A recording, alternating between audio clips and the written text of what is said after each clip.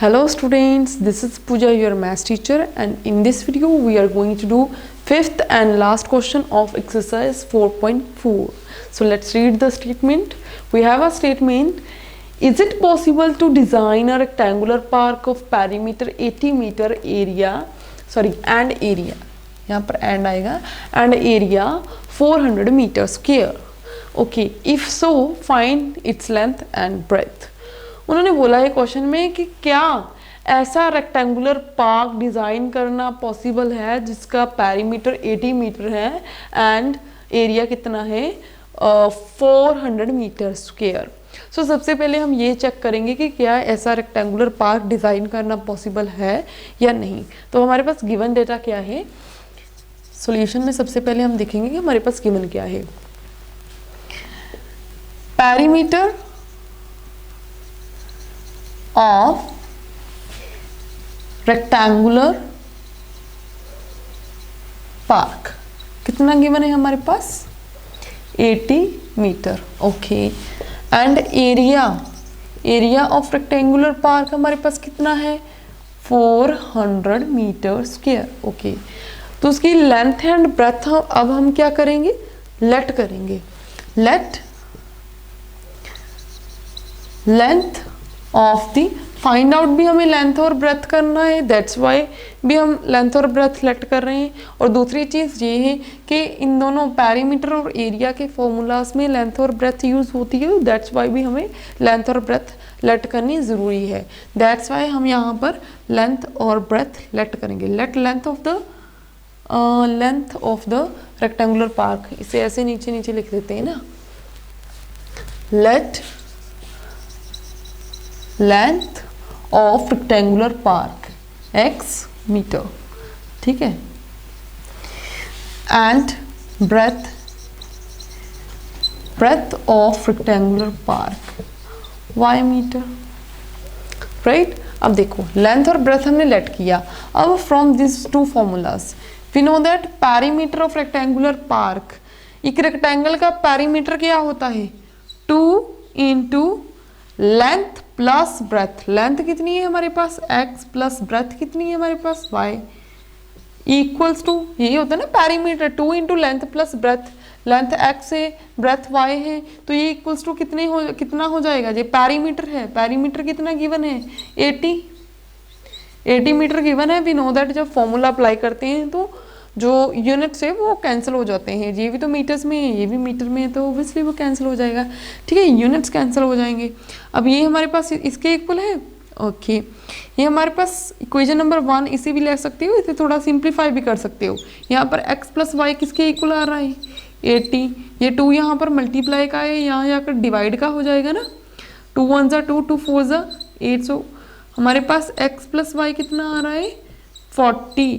अब इसे आप इक्वेशन नंबर 1 ले सकते हो. ठीक है, सेकेंड कंडीशन क्या है हमारे पास, area of the rectangular park. अब मुझे ये बताओ रेक्टेंगल का एरिया क्या होता है, फॉर्मूला क्या होता है, length into breadth, length multiply breath. तो लेंथ कितनी है हमारे पास x, ब्रेथ कितनी है हमारे पास y, इन दोनों का multiplication area of the rectangular park कितना है 400.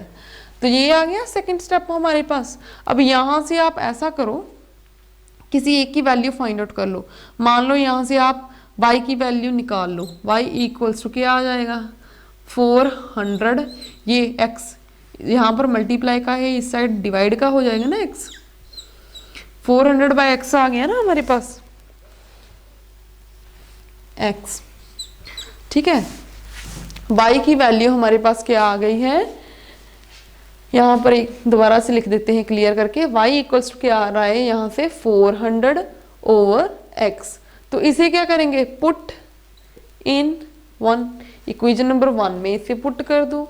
यहाँ पर x एज इट इज आ जाएगा, प्लस y की वैल्यू कितनी है हमारे पास 400 ओवर x, यही है ना, इक्वल्स टू कितना है 40. तो अब यहाँ से हम x की वैल्यू निकालेंगे. कैसे निकाल सकते हैं, देखो जितना डिनोमिनेटर में आ गया ना, तो इसे हम कैसे सॉल्व कर सकते हैं, इसका हम एलसीएम लेंगे. ठीक है। एलसीएम कैसे लेते हैं, इसके डिनोमिनेटर में x है, मुझे इसके डिनोमिनेटर में भी x चाहिए, अगर नीचे x चाहिए तो ऊपर भी मल्टीप्लाई में मुझे x देना होगा।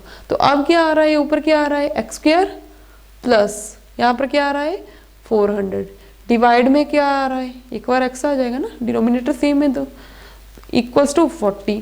तो यहाँ से देखो ये जो x नीचे डिनोमिनेटर में है डिवाइड का है, इस साइड आकर मल्टीप्लाई का हो जाएगा। तो मेरे पास कौन सी क्वाड्रेटिक इक्वेशन आ रही है, x square plus 400 equals to 40x, यही आ रहा है ना मेरे पास। ओके हमारे पास कौन सी क्वाड्रेटिक इक्वेशन आ रही है, एक्स स्क्वायर प्लस 400, ये जो 40x है इसे इस साइड ले आओ ना, सेकंड नंबर पे हम लिखते हैं ना ये लीनियर टर्म, x वाली टर्म सेकंड नंबर पे होती है, तो ये जो 40x है इस साइड पॉजिटिव का है तो इस साइड आकर कौन सा हो जाएगा नेगेटिव 40x। ये जो 400 है प्लस का ये एज इट इज रह जाएगा यहाँ पर इक्वल्स टू 0। ये हमारे पास एक क्वाड्रेटिक इक्वेशन आ गई है। अब हम ये देखेंगे कि इसके जो रूट्स हैं वो एग्जिस्ट करते हैं या नहीं करते। ये हम कैसे फाइंड आउट करते हैं, by finding the discriminant, right, discriminant find out करेंगे। तो डिस्क्रिमिनेंट फाइंड आउट करने के लिए सबसे पहले एबीसी की वैल्यूज यहाँ से लिखनी है, कैसे, बाय कंपेयर इट विद, किसके साथ कंपेयर करते हैं इसे, general form of the quadratic equation जो कि होती है x square plus b x plus c equals to 0। यहाँ देखो एक्स स्क्वायर का कोफिशिएंट a है तो एक्स स्क्वायर का कोफिशिएंट 1 है, a की वैल्यू 1 आ गई, x का कोफिशिएंट b है, यहाँ x का कोफिशिएंट -40 है, यहाँ पर देखो कांस्टेंट टर्म c है तो यहाँ पर कांस्टेंट टर्म 400 है, राइट। a b c की वैल्यूज भी लिख ली। अब हम क्या करेंगे, d की वैल्यू कैलकुलेट करेंगे। d हमारे पास क्या होता है b square minus 4ac, values put कर दो, b कितना है -40 का स्क्वायर, -4 इंटू a की वैल्यू कितनी है 1, c की वैल्यू कितनी है 400। तो यहाँ पर देखो हमारे पास क्या आ रहा है, ये 40 का square, we know that square है तो पॉजिटिव हो जाएगा, 40 का स्क्वायर कितना होगा 1600 माइनस ये 4 इंटू 400 कितना, ये भी 1600 हो जाएगा, राइट, 1600 हो रहा है ना हमारे पास। तो अब देखो 1600 कैंसिल हो गया, हमारे पास d की वैल्यू कितनी आ गई 0, d की वैल्यू कितनी है 0। तो इस केस में रूट्स एग्जिस्ट करते हैं या नहीं, यस ऑब्वियसली करते हैं। कैसे करते हैं, इक्वल रूट्स एग्जिस्ट करते हैं। इक्वल रूट्स क्यों एग्जिस्ट करते हैं, बिकॉज देखो ना यहाँ पर पहले लिख देते हैं as d equals to 0। D क्या है हमारे पास डिस्क्रिमिनेंट होता है, ठीक है, डिस्क्रिमिनेंट के स्पेलिंग आपको अपनी बुक में से भी देखने को मिल जाएंगे और यहाँ पर भी मैं लिख रही हूँ डिस्क्रिमिनेंट, ठीक है, ये होते हैं। बाकी आप अपनी बुक से भी लिख सकते हो, यहाँ पर इतनी जगह नहीं है तो मैं सिंपल डी लिख रही हूँ, ठीक है। As D equals to 0 therefore the quadratic equation have two real and equal roots। अगर d की वैल्यू 0 है तो क्वाड्रेटिक इक्वेशन के दो रियल और इक्वल रूट्स एग्जिस्ट करेंगे, ठीक है, रियल भी होंगे और इक्वल भी होंगे। कैसे, ये देखो हमारे पास क्वाड्रेटिक फॉर्मूला क्या होता है, x equals to -b plus minus square root of d by 2a, यही होता है ना। तो देखो x की वैल्यू क्या है माइनस ऑफ b, b कितना है हमारे पास, b की वैल्यू कहाँ लिखी है हमने, यहाँ पर लिखी है -40, b की वैल्यू कितनी है -40 plus minus square root of d की वैल्यू तो 0 है, ठीक है। 2 इंटू a की वैल्यू कितनी है 1, a की वैल्यू 1 है। तो अब यहाँ पे सॉल्व करो इसे, ये माइनस माइनस प्लस का 40 हो गया। अब प्लस माइनस स्क्वायर रूट के अंदर 0 है तो वो तो 0 ही होगा ना, नीचे 2 है। तो इसके दो अलग अलग वैल्यूज तब आती हैं जब प्लस कुछ ऐड हो, एक बार ऐड होता है एक बार सब्ट्रैक्ट होता है। बट यहाँ पर देखो ना, यहाँ पर तो है ही 0, इसके ना तो ऐड होने से इसमें कोई फर्क पड़ने वाला है और ना ही सब्ट्रैक्ट होने से। तो जो प्लस और माइनस वाली टर्म है वो तो यहाँ पर वैनिश ही हो गई है, राइट। तो अब देखो यहाँ पर x की कौन सी वैल्यूज आ रही हैं, दो। हम कहाँ करेंगे इसको, मैं यहाँ से इरेज कर रही हूँ, please pause the video and write down it, ठीक है। मैं यहाँ से इरेज कर रही हूँ इसको। अब यहाँ पे देखो x की वैल्यू हमारे पास आ रही है 40 प्लस माइनस 0/2। अब वो 40 में कुछ प्लस हो, 0 प्लस हो, 0 माइनस हो, कोई फर्क ही नहीं पड़ेगा। तो ये तो हमारे पास 40/2 रह जाएगा ना। तो इसे कैंसिल करके हमारे पास x की वैल्यू 20 आ रही है, ठीक है। 2 बार 20 आएगी, x की वैल्यू क्या आएगी, 2 रूट्स होते हैं सेम होते हैं तो 20 आएगी। तो हमें तो बेसिकली एक बार ही लेना है ना, x की वैल्यू एक बार ही चाहिए ना। x है क्या, length of the rectangular park. तो यहाँ पर आप लिख सकते हो length of the rectangular park, यहीं पर लिख देते हैं पार्क कितनी है, इक्वल्स टू x। अगर x है, x मीटर है ना, x की वैल्यू कितनी है 20 मीटर हो गई। And breadth of the rectangular park, ठीक है, वो कितनी है, रेक्टेंगुलर पार्क की ब्रेथ कितनी है y।